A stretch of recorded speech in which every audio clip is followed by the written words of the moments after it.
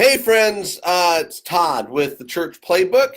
Hope you guys are having a good day. I just wanted to pop on here real quick and talk about the five kinds of people that you already have on your team at your church. And I just want to talk real quick. The reason I talk about teams so much is because when I wrote the Church Playbook, it was really birthed out of me being a Pop Warner football coach, and I found out, and I won't give it all away because it's in the book, but I found out that I had accidentally started pastoring my church the way that I was coaching my Pop Warner football team, and found out biblically that there was actually a lot of alignment with what I was doing coaching my teenagers versus pastoring my church. And so that's why it's called the Church Playbook. And so a lot of the vernacular in the book has to do, it's very sports related, and football and coaching. And so when I talk about the five kinds of people that you already have on your team, it's really birthed out of the language that's in the book. And so as a pastor, there's really never, you never hear any of us talk about how, I've got too many people volunteering, or I've got too many people leading. In fact, I've got so many people that are serving in my church, I just feel like I really don't have anything to do other than to preach and lead. That's what we would like to be able to say, but that's really not the case. And so, we tend to get frustrated or a little down in the dumps because pastoring a church, man, it's hard work. It is not like most other jobs. And so, you can be a mid-level manager at an auto dealership, and people, man, their cars are important to them. But I promise you, when that service manager goes home at night, the customers are not demanding to be able to call them at home or have a cell phone number or anything like that. But when you're a pastor, the expectations are totally different. And so pastoring a church is hard work, and don't let anybody ever tell you any different. And so just real quick, I want to talk about the five kinds of people that are already on your team. And I go over this in the Church Playbook. I go over this in greater detail in the Church Playbook Academy. And so as some of you are planting churches, as some of you are in sort of turnaround situations, maybe your church is a little stuck right now, and you're trying to figure out, well, how do I get from here to there? It always starts with who's on your team. And so there are five kinds of people that are on your team already. Now, in some situations, one person can wear multiple hats. It's not ideal. It's just how it is. But the five kinds of people on your team, number one, are owners.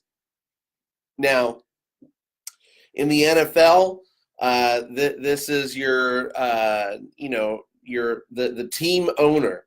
At the Pop Warner level, this was the league board of directors. Anyway, these are sort of the upper echelon. These are the people that tend to govern the entire organization, football or church, doesn't matter. But these are, in a church, they would be like your elders, or if you're led by deacons or whatnot. And so, and by the way, the owners are the ones that define the win. Okay, let this sink in for a little bit here. The owners in any organization, they're the ones that actually define the win. Business, education, church, owners define the win. Now, if you look at the scoreboard, that defines the win of the game, but the owners define the win for the season. And so, when I was, I've been coaching football 14 years now. And so sometimes, when you look on the previous season and you see that, oh man, we didn't really run the ball very well, or man, we didn't really have a quarterback that could throw the ball. Well, what happens when you do sort of an autopsy on the season, that helps you figure out what you're going to do for the next season. And so if you're sort of accustomed to being in if you've had back-to-back losing seasons, then going to the Super Bowl, sure, that's what everybody wants to do. But as the owner gets to dictate, hey, our goal for the season is we want 4 yards per carry no matter what. And so we're going to take an inordinate amount of effort and energy, we're going to put it on learning how to run the ball. Or, hey, we're going to, we want our passing and receiving percentages, completion percentages, to go up by 10 or 20% or whatever. So the owners are the ones that define the win.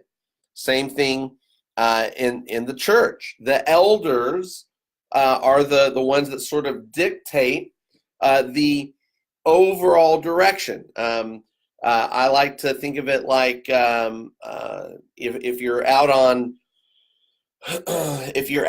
the freeway, and here in San Diego we've got the Coronado Bridge, which stretches for miles and miles. Well, you've got the road, and on either side of the road are these boundary markers.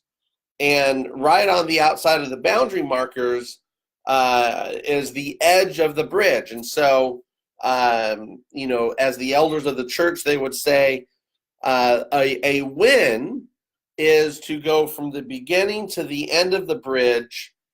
And hey, the coaching staff gets to say how we do that. You just got to stay in between the boundary markers. So the elders really sort of protect and give oversight to the entire church.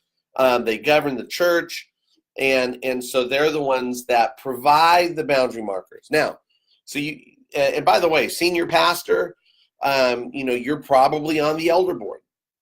So you're one of the owners of the church. You're also going to wear multiple hats because you may be part owner of the church, but you're also the head coach. So you've got owners, and then you've got coaches, and you've got a coaching staff. Now, not all coaches are the same.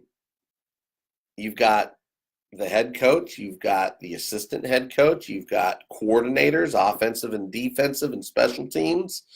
You've got assistant coaches, you've got assistants to the assistants. There's a lot of different kinds of coaches. And so the coaches in a church, those are really the people that lead a ministry of some kind. It could be whoever your worship pastor is. They're a significant coach, right? But whoever leads the ushers, that's not the same kind of coach. It's an important job to be sure, but it's not the same kind of coach. But they're a coach, okay? So you've got this whole coaching staff, and they're the ones that actually lead the team. And then underneath the coaches, you've got the players, and those are the guys and gals that actually suit up on the weekend and do, as Ephesians 4 would say, they do the work of the ministry. And so these are your volunteers. And hey, Pastor, I just need to ask you the question, like, how easy is it for someone to come to your church on a Sunday, hear, we know that faith comes by hearing the word of God. They get their faith all stirred up. They want to serve in their church. How easy is it for them to serve in a ministry in your church? And so, again, this is stuff that we talk about. If you've gotten the church playbook, we talk about it in greater detail in the Church Playbook Academy. So you've got owners, coaches, and players. Underneath of that are the spectators. And here in San Diego, we just got there's the news, like sort of semi-professional football league, the AAFL or whatever. We've got we actually have a football team in San Diego again that we're excited about. They're called the San Diego Fleet, and it's funny. I mean, the Chargers, who used to be in San Diego, they're now in LA, and the biggest crowd they ever played to was like 27,000 or something last season. And the San Diego Fleet, on the other hand, this is their first season, and they're getting crowds of 20 to 25,000 a game.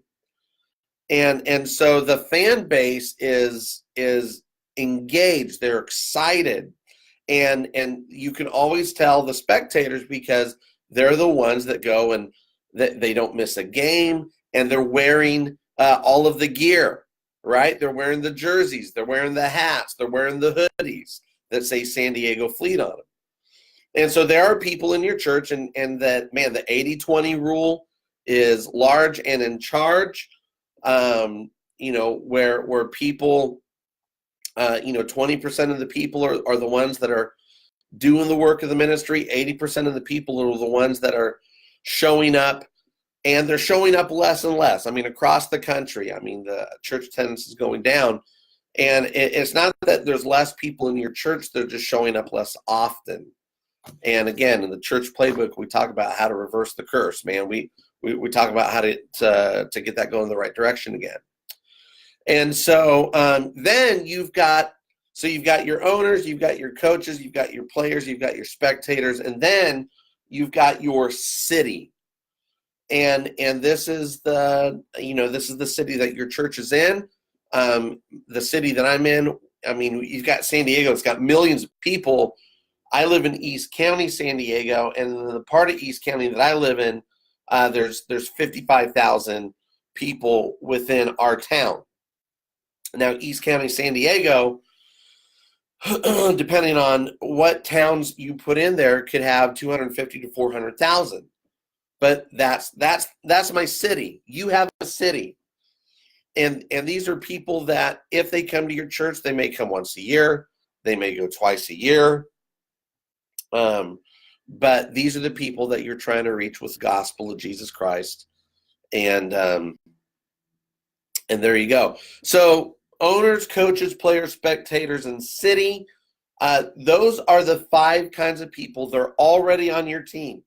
When we talk about who's on your team, we're not just talking about the players. Your team is so much bigger than that. And so this week, as you're talking to people, as you're having meetings, I actually want you to, pull out a sheet of paper and write down names of people and identify. Is this a coach? Maybe they can be a coach. Are they a player? Are they just a really loud spectator that has a lot of opinions about stuff, but they're not actually willing to get on the field? Or are they just a part of our city and they're still trying to figure out what they believe? And all of that's important, and all of that's fine, but not every single person that goes to your church is the same, and you need to figure that out. And again, those are the 5 kinds of people that are on your team. Now, if you do not have the church playbook, I give this away for free. I just ask you to pay a couple of bucks to ship it to you, but I've paid for the book. And you can go to churchplaybook.com and get your church playbook, and everything we just talked about is only in chapter 1. Okay. Now, I go in excruciating detail on how to figure out who's on your team, how to recruit coaches, how to recruit more players, so that you are not the only one that's doing all of the work. And if you go to churchplaybook.com/academy, running a special right now, normal price is $497 because it's a 6-week course. Right now it's $197.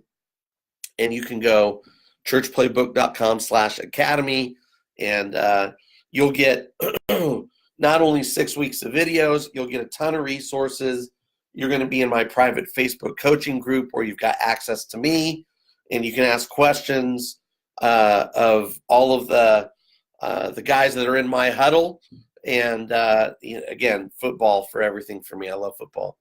But if you got any questions, put them in the comment section right here below. Would love to talk to you. You guys have a great day. God bless.